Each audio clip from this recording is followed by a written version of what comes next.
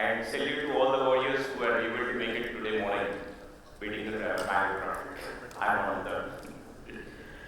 Okay, just to give you a glimpse of who am I, I'm passed out of IIT Delhi in 2000, and I had a long stay with Airbus just before this, taking up an Z.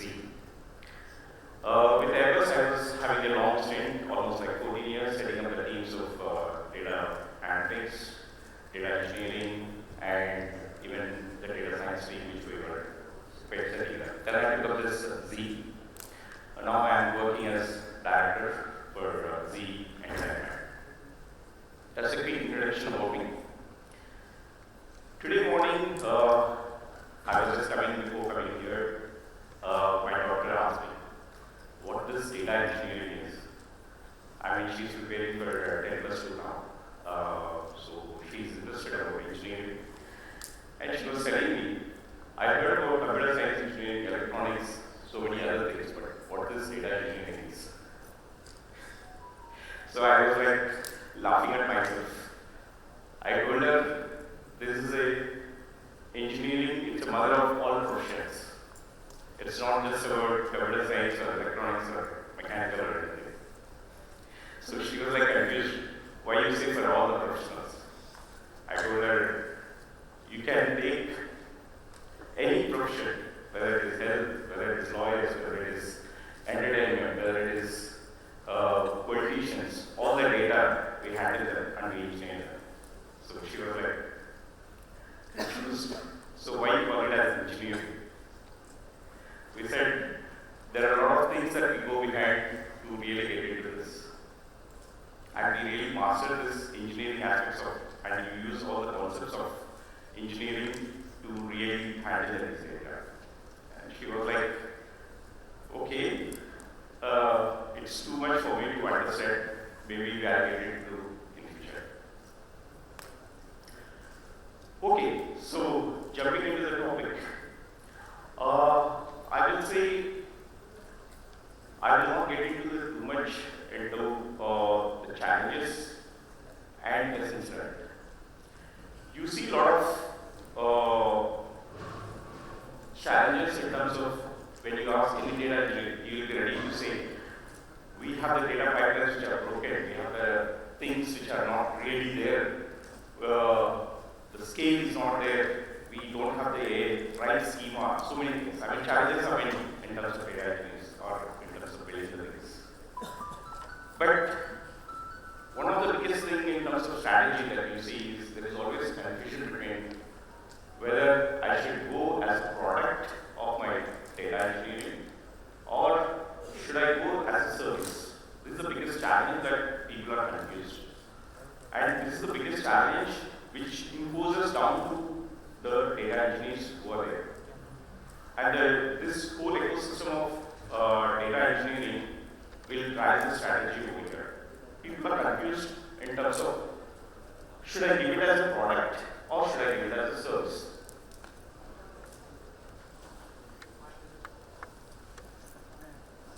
You see, this is a typical any data as a product when you want to give it.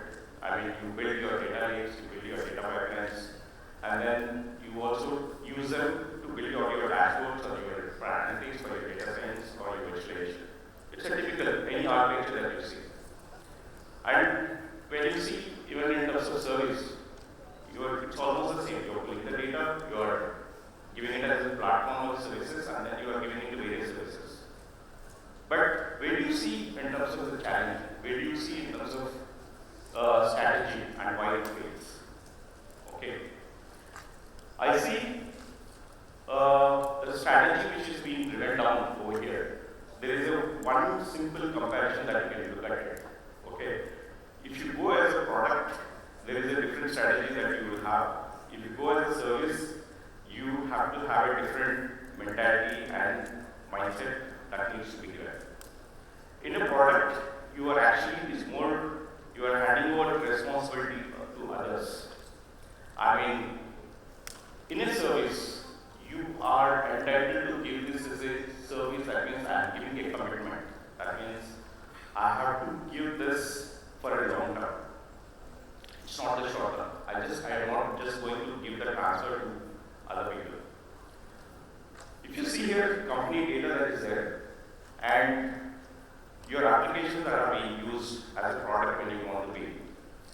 I mean, there is a bit of commitment that you give it, and there is no really the feedback that has been taken back in terms of the company that you want to give it.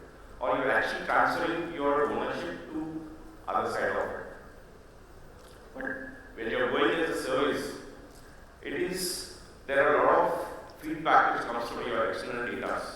Okay, your product team, your marketing team, your consumers, your customers. So all this you have to really feed it back into the data engineering.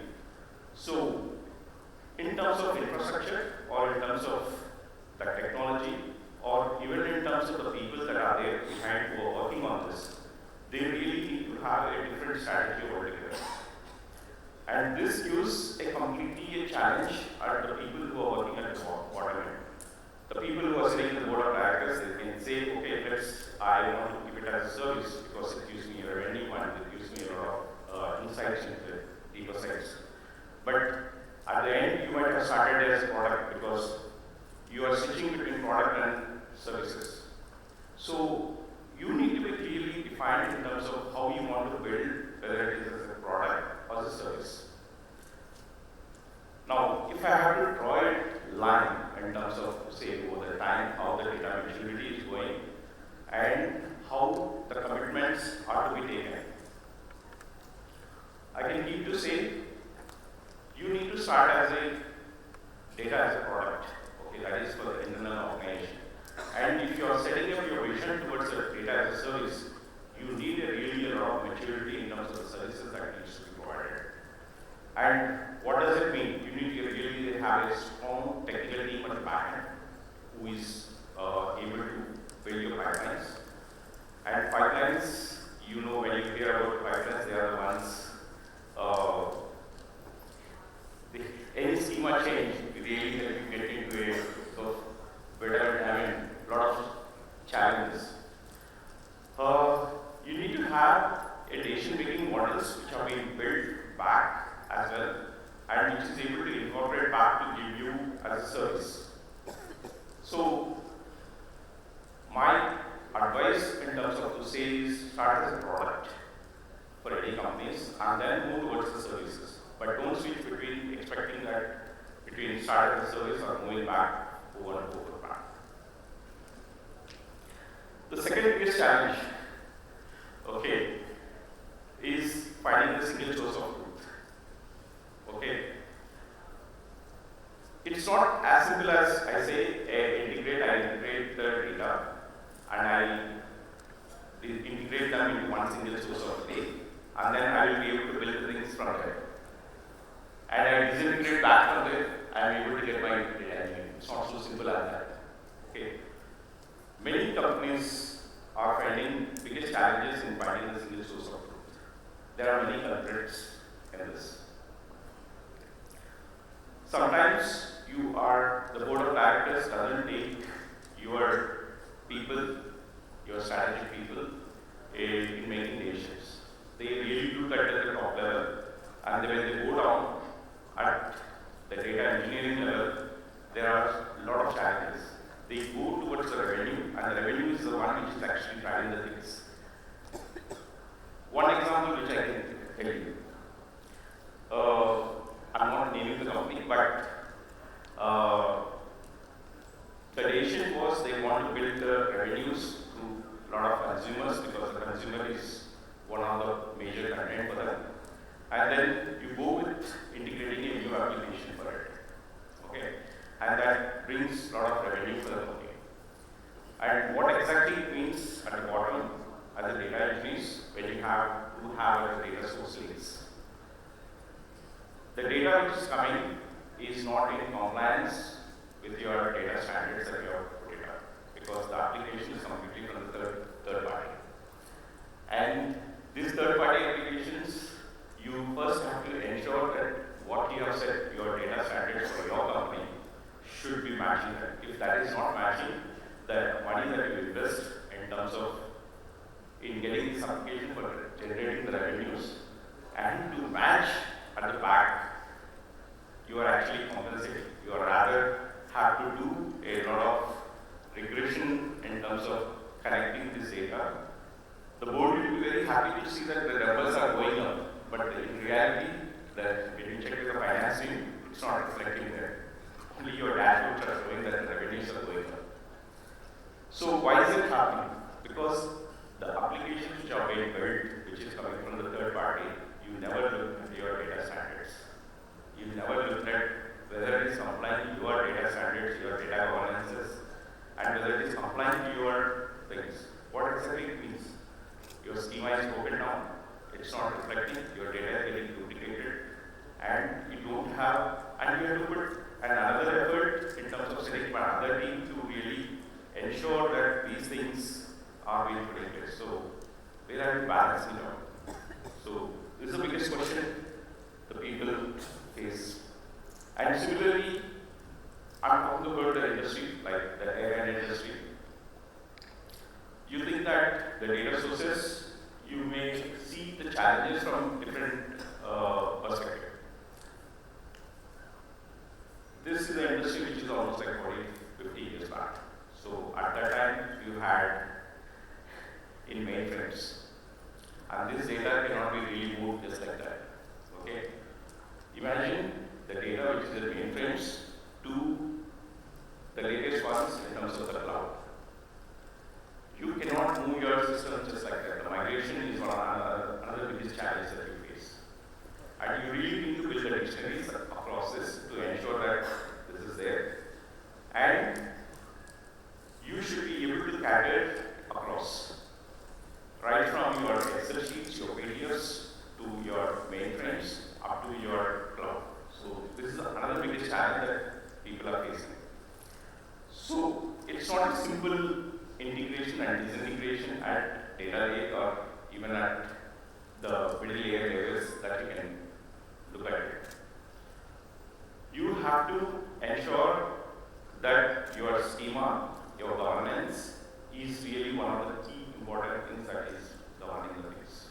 And I really emphasize even in the future that is coming in terms of innovation structure, how important is your governance and the schema will help in terms of deciding the things, understand the data standards that you have to follow across. Many other things, I am not going into the aspects part of it. Yeah. Most important thing, understand your end user, your end customer, your industry. It's not so simple to say that my end user needs this particular information, so I can just integrate that. You are having so many data warehouses which are there, and you need to have one approach which suits your end user integration part. You can say whether it is in-man or on-land or in-man, whatever layer that you want to have a technique. But first keep that perspective before building the end user perspective, what he needs. If you are not designing your technique, the data warehouse technique, based on the end user, it will completely be a failure system and it will lead to, in terms of a complex system. When you want to pull the data from the data warehouses, if you are not put it in a proper structured layers like OLTP or any other system that you want to have, this will be driven from your end user perspective, what my business wants and what my customer wants. If this is not in line, you are going to face the biggest challenge. The data engineer may just think that it's a small schema that I'm changing at the end, but he doesn't know the end user results, how it's going to impact. So the schema part of it, again I emphasize, this has to be in line with the techniques that you are having in terms of the data warehouse techniques that you are having. So you need to prioritize and build your things based on what your business needs are there. So each business is different. So based on that, you have to build your technique accordingly. So these are my top 3 bits which I picked up. Now I will be talking about what is the innovation which is coming in and how is it going to change in terms of the data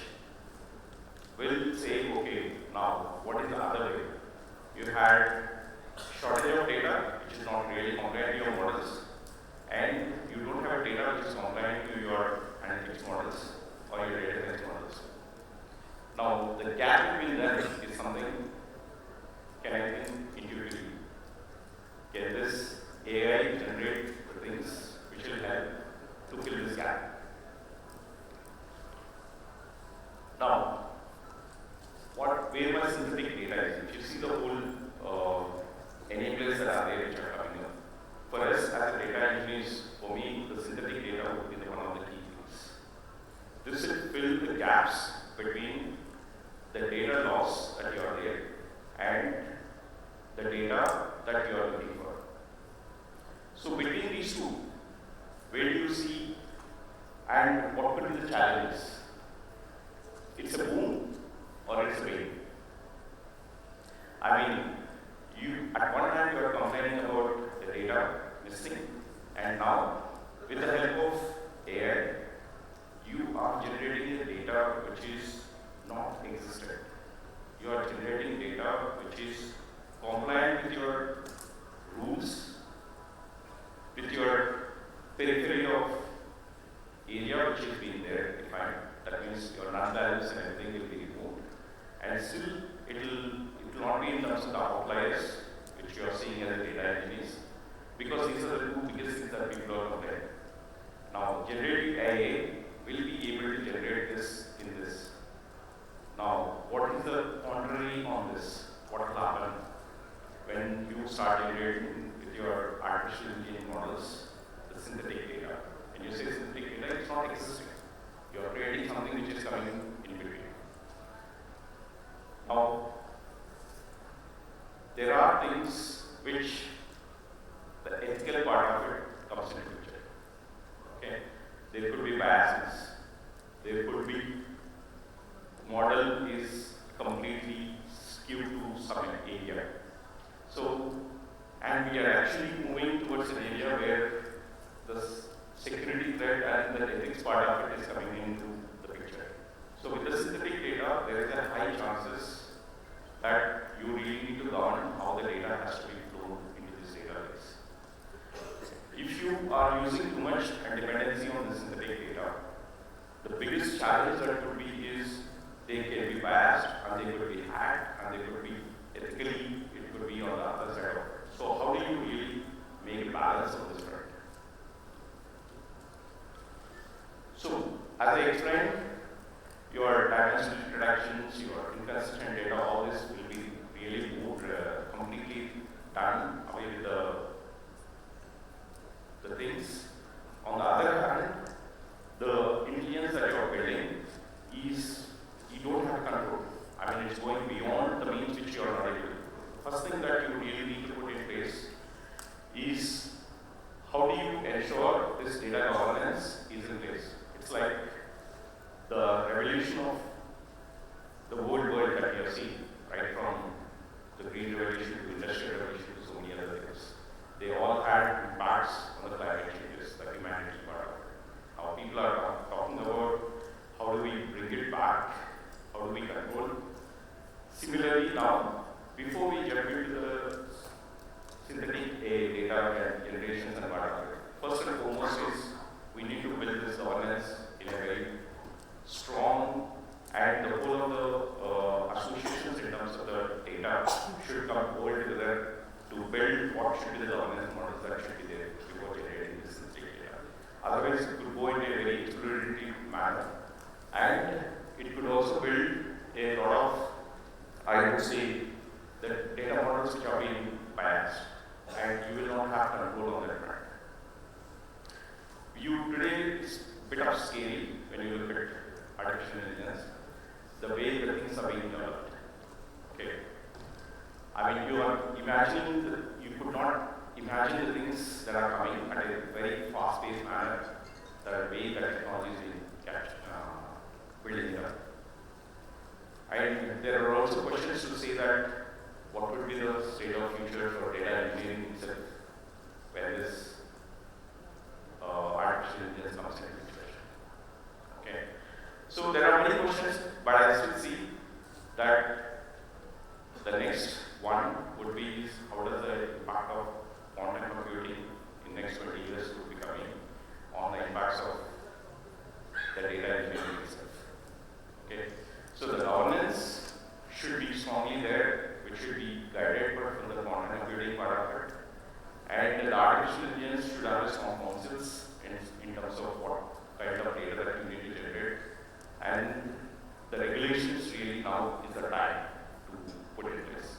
Otherwise, today we see a lot of things which are really there, which are really scary on that front. So, what I'm going to say now is, we have challenges. On the other end, we are trying to address in terms of the trying to set it up the things. But at the same time, the technology is picking up so fast that these things could be addressed, but whether these will be addressed